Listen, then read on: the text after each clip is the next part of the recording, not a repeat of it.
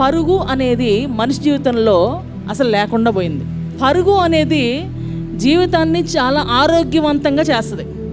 Spiritual లైఫ్లో కూడా పరిగెత్తే వచ్చే బెనిఫిట్ ఏంటి? నిర్గమకాండం 13వ అధ్యాయం 14వ అధ్యాయంలో కనుక మీరు చూస్తే, ఇశ్రాయేలు 430 సంవత్సరాలు స్టేబుల్గా, కన్సిస్టెంట్గా మూలుకుంటా, ముక్కుకుంటా, శ్రమలు పడుకుంటా, ఏడ్చుకుంటా, బాధలు పడుకుంటా అన్నిట్లో అక్కడే ఉన్నారు. కానీ ఎప్పుడైతే ఐగుప్తీయులు వాళ్ళని పంపేసి తరవటం మొదలు పెట్టారో పరుగు ప్రారంభమైంది. పరుగు ప్రారంభం అయితే ఎర్ర సముద్రాన్ని దాటగలం. హల్లెలూయా. ఇంట్లో, ఒంట్లో, ఫినాన్సెస్లో, ఉద్యోగాల్లో మనందరికీ రకరకాల ఇబ్బందులు ఉన్నాయి, కష్టాలు ఉన్నాయి.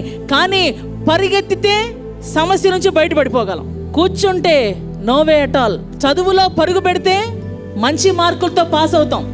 ఉద్యోగంలో పరుగు పెడితే ప్రమోషన్స్ వస్తాయి. అట్లాగే ఫినాన్సెస్లో ప్రాపర్ ఇన్వెస్ట్మెంట్స్తో సరిగ్గా పరుగు పెడితే బాగా సంపాదించుకోగలం.